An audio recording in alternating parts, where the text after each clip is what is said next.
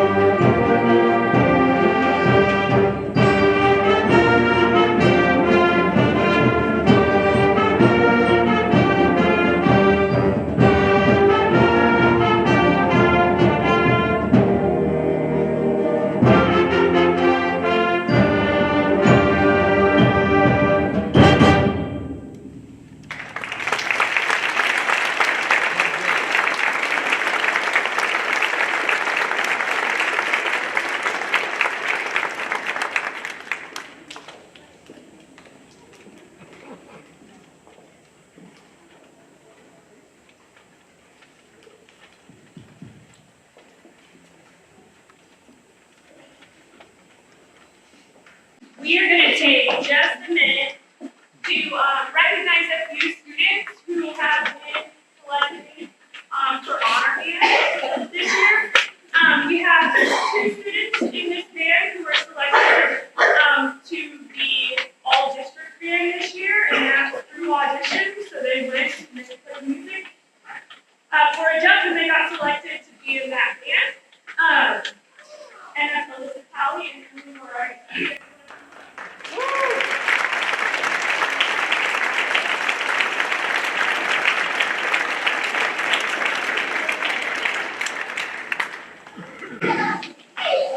Good job. So we also have all conference band, which is basically all the band directors get together and fist fight and say my kid's better than your kid, and then we get as many kids in the band. So Alyssa was also in that.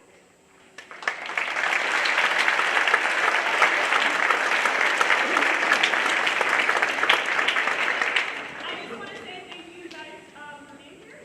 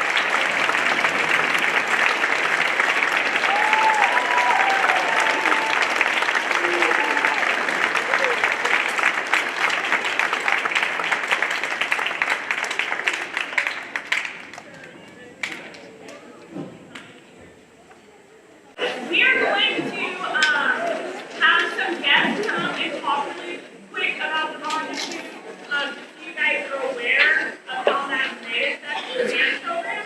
So we're just going to do that very quickly, and then we'll be on to the talk band. So thank you guys for your attention.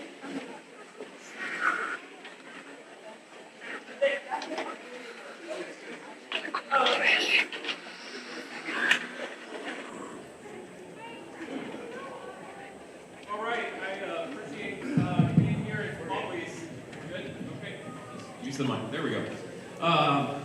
Always appreciate our band program. It's such a highlight for our school. We have a student in advanced band over at the middle school coming up to high school. So I'm excited about the opportunity he's going to have. Just got a letter on my desk today about members of our band performing at MAC and the pep band, and what I've gotten a text message that night from the president over there about what a great performance they gave and how they just kind of livened up the event. So definitely we have an excellent band program. I'm really excited about that. And it's always, I didn't give a great introduction, but I'm Kyle Gibbs, the superintendent, if you haven't met me before, and I get the privilege of traveling across this district and seeing all the great things going on, and this is just one of the many great programs. So hopefully, those of you who are here in the Farmington address area, this dropped in your mailbox not too long ago. This is our second edition of our magazine that showcases all of the programs and opportunities we offer here at school. The first few pages kind of lay some groundwork for what I'm going to talk about, what Ms. Porter mentioned. And so hopefully you got a flyer, but if not, you can pick one of these up on your way out. There's more copies out there. And this outlines two very important measures for the school. The first one I'm going to talk about is Proposition F, which will be on the ballot April 8th when you go to vote. So we encourage you to go vote, make your voice be heard. We've been looking for quite some time at different things we need to tackle as a district, building improvements, and we arrived at the list that you can see there in the middle of the page. We're going to work on some new classrooms over at the high school for these students, and in coordination with that, we're going to have a storm shelter that will also serve as our very own performing arts center. I'm going to let Mr. Balke talk about how that could be used to elevate the fine arts programs and all the programs as a former band teacher and high school teacher for many years. And we're going to do some renovations at Washington Franklin, give that building some love and bring it up to the standard of the downtown area. We're going to tackle a sport complex over at the middle school, so those students don't have to be bused over to this campus. We'll give an opportunity for them to have track and field space over there. We are going to add on a storm shelter and classrooms at the middle school, and then a series of other improvements. You can scan the QR code, it will take you to the website, and we'll show you all the improvements we're going to make. And then a completely different bucket of money is how we operate our school, and so we have been operating at the state minimum on our operating levy for over 6 years now. So we have stretched that budget, we make it work, but we keep programs like this going, and then all the academic programs all across our school, fuel in the buses, lights on our campuses, support all of our staff through that. And so we are looking to tackle improving and increasing teacher salary through a 40 and all staff salary through a 40-cent increase. Taking the operating levy from the state minimum up to $3.15, but still keeping that at a reasonable rate below many of the schools that you'll see here on this graphic. So if you want to get more information, we have slideshows on each one of those, completely different measures that you'll see when you go to the ballots on April 8th. And just want to give a chance for a very good friend of the school district, a great friend of the band program, and no stranger to this stage, to talk about Performing Arts Center, how that would be utilized. It would be a storm shelter, but it would also be definitely utilized for programs like we have here tonight. Thank you, Dr. Gibbs. My name is Kurt Balke, and I taught here for 30 years from 1982 to 2012. And since the time that I've been retired, I've been able to do a lot of volunteer work. And one of the things I got interested in was being on the school board. Different perspective, being on the school board, but most importantly, an opportunity for me to give back to the community that was so good to me and my family for a long time. This building, which is over 20 years old now, the Centene Center, was a great addition to our campus, even though we didn't own it, the city owned it.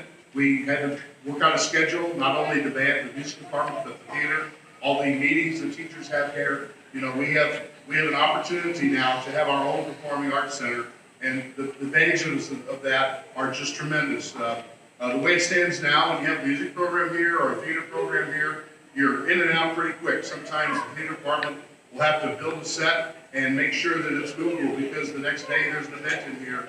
So we, as a school, don't have really any control over our use here. It's great to use it, and it's not free. It comes with a price tag. So it's really beneficial for our campus and this side of town, A, storm shelter for this side of Farmington, and B, a performing arts center at the high school, which will not only be available to our drama department and our music programs at the high school, but all of our music programs, K through 12 in the school district. Won't have to have those music programs in the gym at Jefferson. Truman Auditorium is a great hall for performances, but again, it's primarily the gym for the kindergarten center. So again, the flexibility is not near as good as if we had our own facility on the high school campus. And again, K through 12, music and theater, all the performing arts, the opportunity to have district-wide meetings, community event meetings, and then outside of our school district, as you heard, a couple students were honored for their participation in all-district band. Every couple of years, Farmington hosts that, or all-district choir. Well, sometimes it's impossible to get in this building for any length of time because, again, it's not ours. having our own theater on campus is going to allow a tremendous amount of flexibility for our students here. And it's going to be available for a lot of events in a 5-county area, and maybe and beyond. We don't really know until it happens. But very, very much needed event. I spent many years having all my concerts in the high school gym, and I was thrilled when this place was built. I don't regret any concert I had in here, but the flexibility of having our own building across the street on the Farmington High School campus is going to be tremendous. Where we have our own students who are able to run lights, run sound, and take care of all the technical aspects while someone uses the building. So that's near and dear to my heart. I was very excited to hear that was going to be a possibility. I remember when I came here in 1982, my predecessor, Don McClark, told me, he said, that cow pasture across the street, they've been talking about building a theater there for a few years. You might see that before you retire. Well, he was kind of right, because by 2003, this building was built, and so it's hard to believe that it's already been sold. But from my perspective, you know, we appreciate what the school district can do for our fine arts programs, and we also appreciate the support of the community. Most importantly, please exercise your right to vote when you go out in April. Thank you.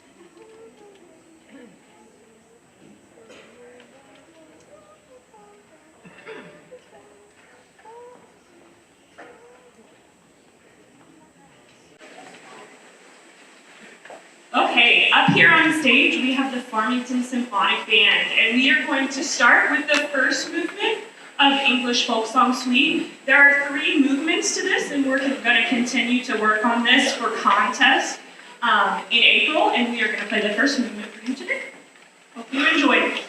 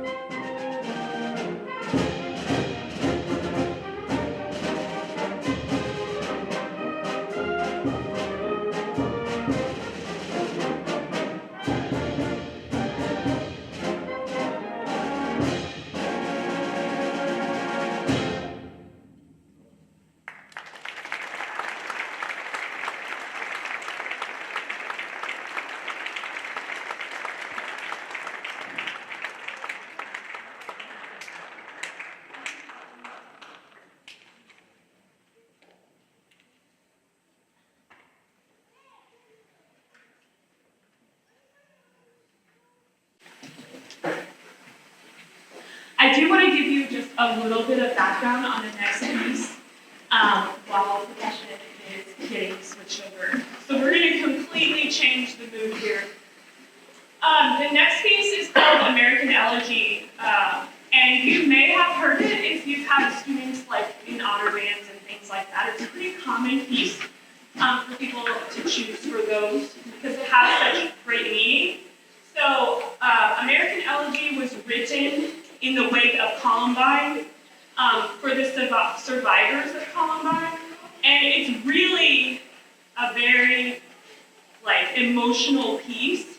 As you listen to it, you can almost hear individual voices at spots, and it's very solistic. It gives a lot of our great musicians a chance to kind of shine and play their part, their solo part on their own.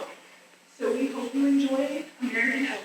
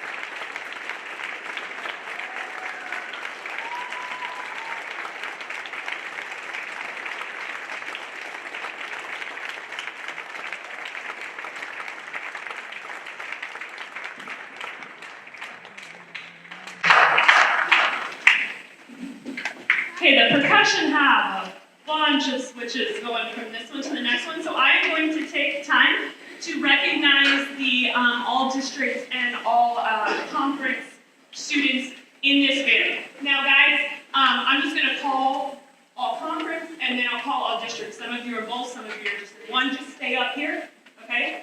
And if you would please hold your applause till the end. So when I call your name, just come up and stand up here, okay? Levi Cowley, Aiden Halter, Silas Evans, Mackenzie Drennan, Leah Heaps, Elizabeth Yeager, Sienna Cloudis, Bradley Talley, Gordon Hackley, Evan Cloudis, Braden Hartel, Jesse Darty, Elena Pulliam. So that is all conference band, and this next one is all district band. Griffin Bond. I'm gonna rename some names. Sienna Cloudis, Evan Cloudis, Levi Cowley, Braden Hartel. Just kind of wave, guys. Silas Evans, Leah Heath, Leland Stone, Faye Service, Mackenzie Drennan, Elizabeth Yeager, Aiden Halter, Amy Helm, and Elena Pulliam. Go ahead and give them a round of applause.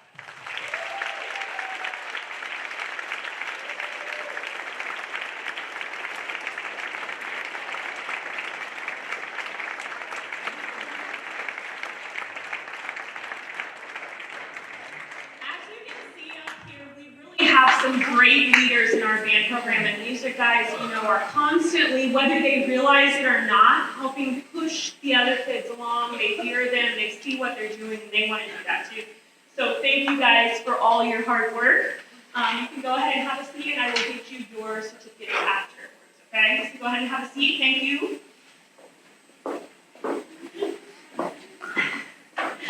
I also have 2 more students to recognize. I don't have fancy certificates for them because I guess once you make All-State, then you don't care about paper, I don't know. So we have 2 students that made a Missouri All-State band. And just so you know, because you might have been, you've heard the last couple of years we've had some kids do it, there are many, many schools in Missouri that do not get any kids in the All-State band. It's very hard, and it's very heavily weighted towards big cities because those kids can go take private lessons from someone that plays in the symphony or something like that, and that's really what it takes to make that band. So I'm so proud that our program has just been so strong lately that we've had multiple kids in the All-State band. So first of all, I want to recognize Elizabeth Yeager. She was in the All-State band this year for the 3rd time, and she was honorable mention her freshman year, so she's made the All-State band all 4 years. So give her a round of applause.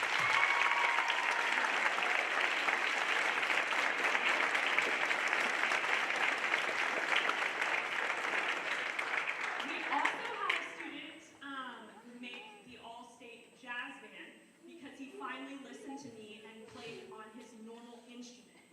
So, Silas, stand up.